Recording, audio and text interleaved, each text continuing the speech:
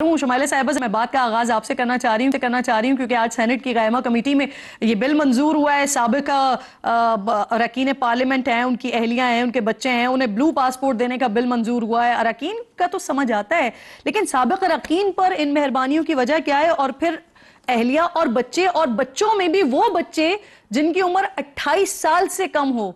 Nationality के लिए भी 18 साल तक की उम्र होती है, यहाँ तो माशाल्लाह 28 साल उम्र रखी गई है। सर मैडम, क्या वजह बनती है इसकी? बिस्मिल्लाहिर्रहमानिर्रहीम। बहुत शुक्रिया किरण, आपने बड़ी तफसील के साथ जो हमारी कमज़ोरियाँ, कमी और कोताहियाँ हैं, आपने, मैं कहूँगी कि तमाम मतलब पॉलिटिकल पार्टीज़ की जो चीज़ें हैं उसका बड़ा अच्छा एनालिसिस किया। और उसके अंदर मैं ये कहूँगी कि अभी रिसेंट हालिया जो बिल खैबर पख्तूनख्वा हुकूमत ने पास किया है वो काफ़ी एक मुतनाज़ा बिल है और उसके ऊपर लोगों के बहुत एतराज़ात हैं। मामला ये है कि देखें, बात अगर मैं रियलिटी के ऊपर करूं तो अरकान जो हैं, जो अपने अपने इलाकों से 2-2, 2.5-2.5, 3-3 लाख वोट लेकर आते हैं और वो अपनी आवाम के, अपने लोगों के नुमाइंदा होते हैं, नुमाइंदगी करते हैं। अगर आपको एज ए रुकने कौमी असम्बली में बताऊं तो यकीन जानिए हमारी मराहत बिल्कुल बहुत कम है। ना हमारी किरण पेंशन होती है, ना हमारी क्या कहते हैं, हमें प्लॉट्स मिलते हैं, ना हमें कोई इम्यूनिटी हासिल है, ना ही हमारे पास कोई स्टाफ होता है, ना हमारे पास कोई जो है वो ऑफिसेज होते हैं जिसमें हम लोग अपने अवाम को, अपने लोगों को, अपने हलकों के लोगों को वहाँ पे बिठा सकें, बात कर सकें। दूसरी बात यह है कि यहाँ पे आपने देखा होगा कि ब्यूरोक्रेसी के अंदर आपने देखा होगा जजेस को, और जो दूसरी कम्युनिटी है और प्राइवेट सेक्टर के अंदर जो लोग काम करते हैं, अल्हम्दुलिल्लाह उनकी मराआत जो हैं वो हर लिहाज से ज़्यादा हैं। अब चले आते हैं, मैंने तो ये आपको एक पिक्चर का ओवरव्यू किया है। मैं दोबारा आपकी तरफ भी आऊंगी, और जो आपने वो वाली बात की है कि खैबर पख्तूनख्वा हुकूमत ने जो किया, तो शफी जान साहब का स्टेटमेंट ऑन रिकॉर्ड मौजूद है कि वाला ने जब इसके ऊपर तनकीद हुई है तो उन्होंने फौरी तौर पर उन शिकों में रद्दोबदल की बात की है। तो शफी जान साहब साथ ही मौजूद हैं, उनसे इस बारे में मजीद भी क्लैरिटी लेंगे। अभी इस वक्त मुझे सेनेटर अब्दुल कादिर साहब ज्वाइन कर रहे हैं, जिन्होंने ले किया है इस बिल को सेनेट की कायमा कमेटी में। बहुत शुक्रगुजार हूं आपकी सर। सबसे पहले तो मुझे जरा इस बिल के बारे में फरमा दीजिए, क्या ऐसा इस बिल में नया है जो पहले नहीं था? पहले तो ये बता दीजिए। थैंक यू वेरी मच जी। मैं सिर्फ इसको सिंपली ये कह रहा हूँ कि जो सेनेट ने ये बिल इंट्रोड्यूस किया है, एक्चुअली ये बिल जो है ये इसमें थोड़ी सी पहले जो लॉ था उसमें एनॉमली थी। वो ऐसे था कि तमाम चीजें, ये कानून, ये एक्ट पहले बना हुआ था कि जो ग्रेड 22 के ऑफिसर्स हैं उनको, उनकी फैमिली को और बाकी पार्लियामेंट को क्या ब्लू पासपोर्ट की क्या फैसिलिटी होगी। ब्लू पासपोर्ट में आपको ये मैं बताना चाहता हूँ कि कोई ऐसी गवर्नमेंट पे फाइनेंशियल इम्पैक्ट इसमें नहीं है, कोई ऐसी फ्री ऑफ कास्ट ट्रैवलिंग नहीं है, कोई ऐसी चीज नहीं है। ये सिर्फ और सिर्फ एक पासपोर्ट का स्टेटस है। तो जो सेक्शन 12 है उसका सब सेक्शन 3 जो है उसके अंदर जो फैसिलिटीज ग्रेड 22 के ऑफिसर्स को फेडरल गवर्नमेंट के अवेलेबल थी, उसमें सिर्फ ये लिखना था कि जो अवेलेबल फैसिलिटीज उनको है वही फैसिलिटी जो कानून बना हुआ है। ये फरमा दीजिए कि क्या पहले भी जो एक्स एमएनएज हैं या सेनेटर्स हैं उनके लिए भी, ये उनकी अहलिया के लिए, उनके बच्चों के लिए ये ब्लू पासपोर्ट की फैसिलिटी मौजूद थी, या आप अभी मुतारिफ करवाने जा रहे हैं?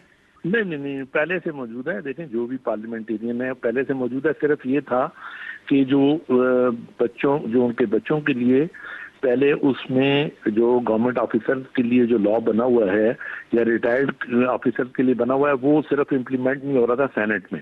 तो वो एक नॉर्मली थी, जो लफ्ज लिखना भूल गए थे, एंड आर सेनेटर्स। तो वो आज हमने वो बिल, वो बगैर बिल के वो हो नहीं सकता, तो उसको थ्रू बिल लाना पड़ता है। तो उसको हम थ्रू बिल लेके आए कि जो लॉ पाकिस्तान का है और जो लोगों को परमिटेड है ग्रेड 22 21 के ऑफिसर की फैमिली। यानी सर आप ये कह रहे हैं कि आज तक की तारीख में जब मैं और आप इस वक्त बात कर रहे हैं तो इस वक्त तक साबिका जो सेनेटर्स हैं उनकी अहलिया को, उनके बच्चों को ब्लू पासपोर्ट्स नहीं मिल रहे हैं?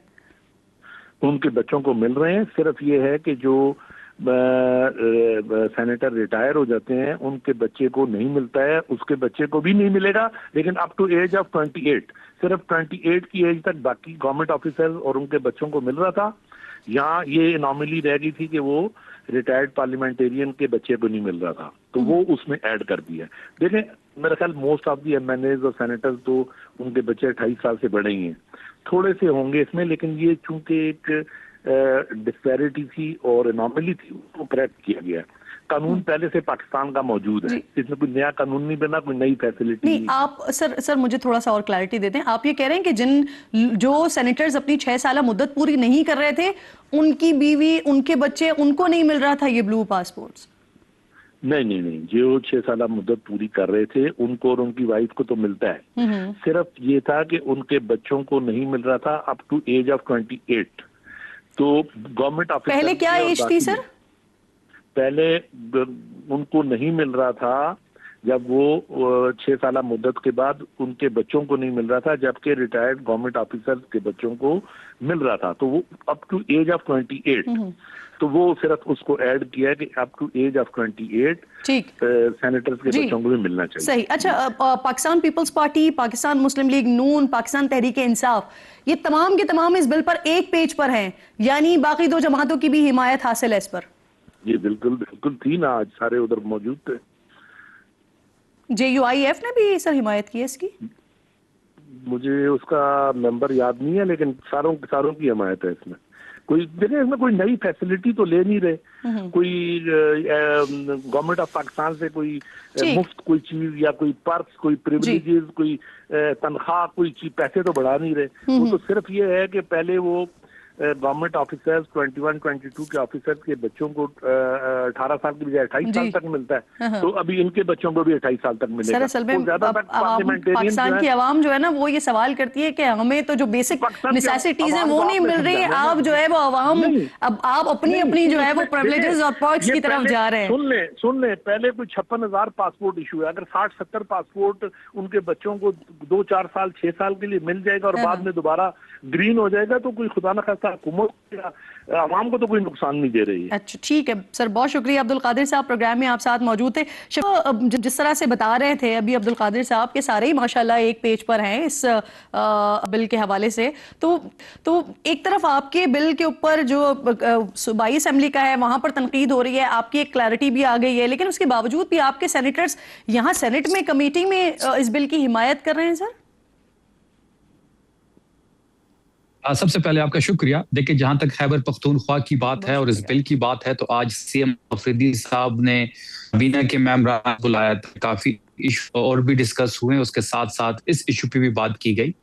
स्पीकर खैबर पख्तूनख्वा भी इस मशावरत में शामिल थे और ये फैसला किया गया है कि जो शक मुतनाज़ा है उसको वापस लिया जाएगा और जो 1988 का एक्ट है ये शिकें उसी के मुताबिक दुरुस्त और बहाल की जाएंगी।